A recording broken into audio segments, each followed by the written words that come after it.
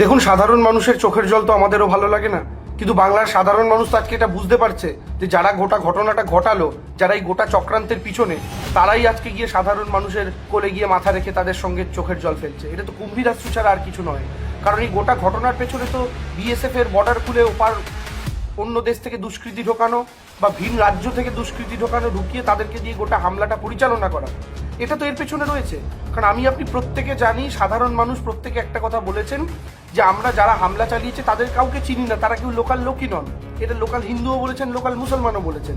তো সেই জায়গা থেকে দাঁড়িয়ে দেখুন, বিজেপির একটা বাৎসরিক কোটা আছে যে তাদের সেন্ট্রাল টিম বছরে অন্তত 5টা-6টা করে পাঠাতে হবে।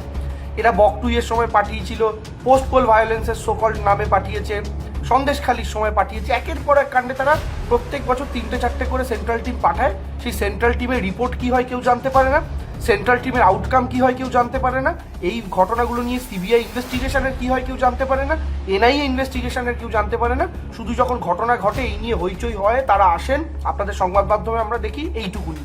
তো বিজেপিকে বলবো, দয়া করে আপনারা নিজে হাতে দায়িত্ব নিয়ে যাদের সর্বনাশটা করেছেন, ভিন রাজ্য আর ভিন দেশ থেকে গুন্ডা ঢুকিয়ে, দুষ্কৃতী ঢুকিয়ে, দয়া করে তাদের কাছে গিয়ে কুম্ভীরাস্ত্র ঝরাবেন না।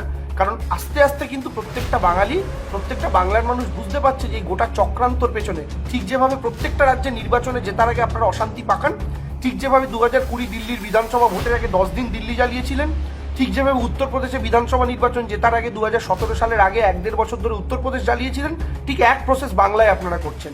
কিন্তু ভুলে যাচ্ছেন, বাংলা উত্তরপ্রদেশ নয়, বাংলা দিল্লি নয়, বাংলা গুজরাট নয়, এটা বাংলা। বাংলা এর আগেও আপনাদের রিজেক্ট করেছে, ভবিষ্যতে আপনাদের এই ডিভিজিভ বিভাজনকারী পলিটিক্সকে রিজেক্ট করবে, মমতা বন্দ্যোপাধ্যায়ের হাতকেই শক্তিশালী করবে।